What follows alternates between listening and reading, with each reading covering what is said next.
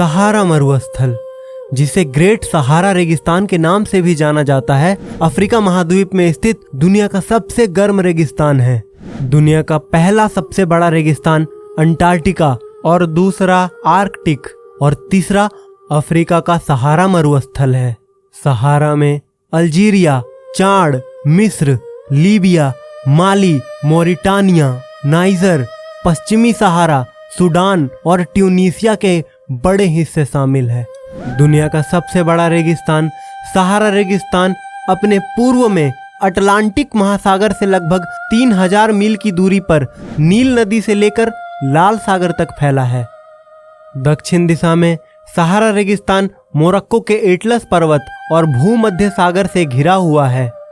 9.2 million वर्ग kilometre का इसका क्षेत्र चीन या संयुक्त राज्य अमेरिका के क्षेत्र के बराबर है, जो कि अफ्रीका महाद्वीप के लगभग 31% भूभाग में फैला हुआ है। सहारा मरुस्थल इतना गर्म है कि यहाँ बारिश नाम मात्र की होती है और बारिश का पानी जमीन पर गिरते ही वाष्प में बदल जाता है।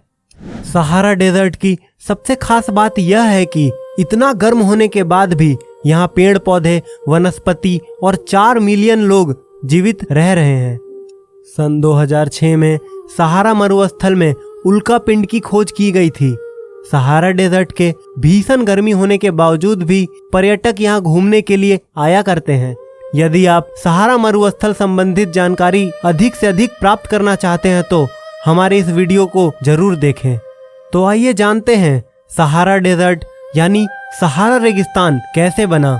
सहारा मरुस्थल या ग्रेट सहारा डेजर्ट या सहारा रेगिस्तान के इतिहास के बारे में टेक्सास विश्वविद्यालय के शोधकर्ताओं ने यह बताया है कि आज से लगभग 6000 साल पहले सहारा मरुस्थल बहुत ही हरी भरी भूमि हुआ करता था। पहले सहारा में भी बहुत बारिश होती थी, परंतु अचानक जलवायु परिवर्तन ने इस क्षेत्र को बहुत प्रभावित किया और सहारा एक मरुस्थल के रूप में बदल गया।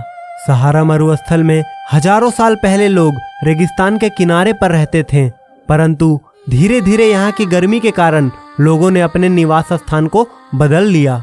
सहारा मरुस्थल में एफ्रोवेंटर, जोबीरिया और आउनोसोरोस सहित डायनासोर के जीवाश्म भी पाए गए हैं। 1600 ईसा पूर्व पृथ्वी की धुरी में बदलाव हुए, जिसने अफ्रीका का मरुस्थलीकरण कर दिया।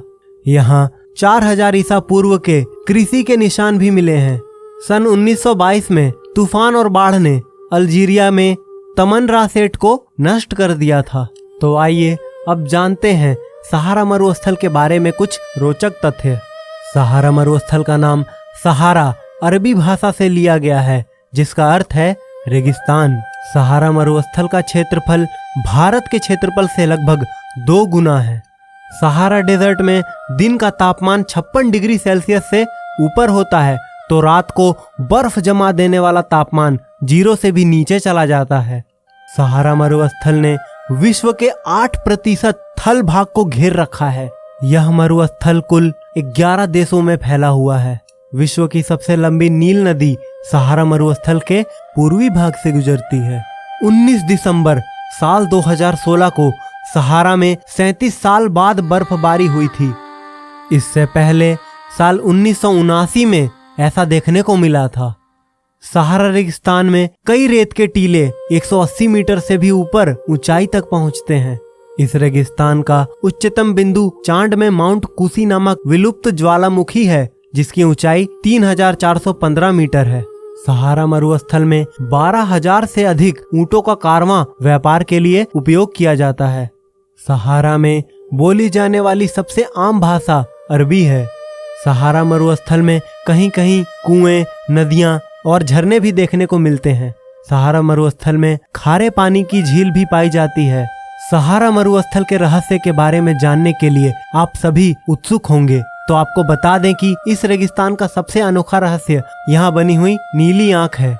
यह अद्भुत कलाकृति इंसानी आंख की तरह देख नहीं पाती, परंतु बिल्कुल इंसानी आंख के समान ही दिखाई देती है। इस आंख को अंतरिक्ष से स्पष्ट रूप से देखा जा सकता है। कई शोधकर्ताओं का मानना है कि यह आंख इंसानों द्वारा बनाई गई थी और कई शोधकर्ताओं के अनुसार इस अद्भुत संरचना को रेत के बीचों बीच एलियन द्वारा बनाया गया माना जाता है। इसके अलावा भी सहारा रेगिस्तान से जुड़े कई रहस्य हैं। कई सालों पहले सहारा रेगिस्तान में बर्फ गिरने से वहां एक नदी का निर्माण हुआ, जिसे गुएल्टा डी आर्चई के नाम से भी जाना जाता है। और इस नदी के पानी को पीकर सहारा डेजर्ट के जानवर जीवित रहते हैं। यहाँ पानी कभी सूखता नहीं है, परंतु ऊंटों के मल मूत्र के कारण यहाँ पानी अब काला पड़ गया है। सहारा मरुस्थल 13 सितंबर 1922 को सबसे अधिक तापमान रिकॉर्ड किया गया है। इस दिन सहारा डेजर्ट का तापमान 136 डिग्री फ़ारेनहाइट तक पहुंच गया था। सहारा मरुस्थल अफ्रीका महाद्वीप में स्थित है। सहारा मरुस्थल का क्षेत्रफल लगभग 9.2 मिलियन वर्ग किलोमीटर के क्षेत्र में फैला हुआ है। क्या आप जानते हैं कि रेगिस्तान में भी कोई रह सकता है? तो हम आपको बता दें कि सहारा डेजर्ट में भी लोग रहना पसंद करते हैं। सहारा मरुस्थल के ताउरेग लोग, जो कि नाइजीरियाई, Mali, Burkina Faso, Algeria, Libya, Morocco और ट्यूनीसिया जैसे अफ्रीकी देशों के निवासी हैं। तुआरेग लोग कबीलों के रूप में परिवार बनाकर सहारा डेजर्ट में रहते हैं। तुआरेग लोग इस्लामी धर्म के होते हैं, जिनकी अपनी अलग संस्कृति और भाषा होती है। ये लोग महिलाओं को बहुत ऊंचा दर्जा देते हैं। तुआरेग पुरुष टैगल मस्ट नाम की पगड़ी पहनते हैं। इस तरह के कपड़ों से तुआरेग लोग अपने मुंह को ढक कर रखते हैं ताकि वो प्रदूषण से बचे रहें। यहाँ के लोग तावीज, गहने और सामान बनाने की कला में निपुण होते हैं। सहारा मरुस्थल में जानवर भी पाए जाते हैं, जिनमें से कुछ बिस्करा, कैटफिश, शुतुरमुर्ग, जारबोआ, कैफरे, रेगिस्तानी हाथी, न्यूबियन, जंगली गधा, ये सभी जानवर शामिल हैं। सहारा मरुस्थल के जानवर और पक्षी भोजन के रूप में घोंगे का उपयोग करते हैं।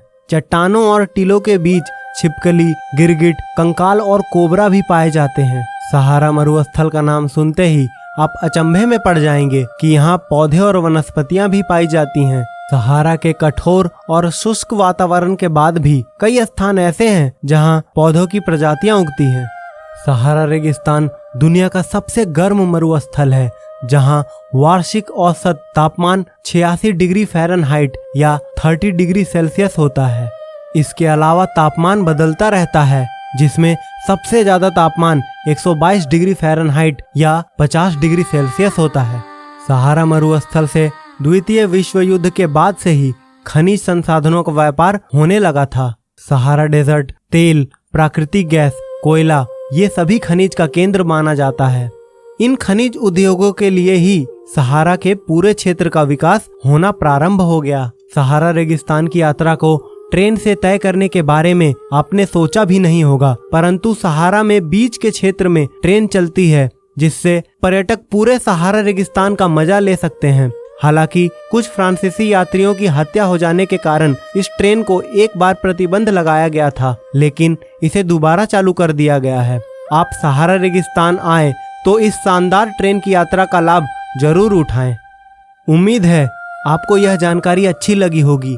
अगर हाँ, तो इस वीडियो को खुद तक सीमित ना रखें, शेयर करें अपने दोस्तों और रिश्तेदारों के साथ। जोड़ने के लिए इस रोमांचक सफर पर मिलेंगे एक नई रोचक जानकारी के साथ अगली वीडियो में।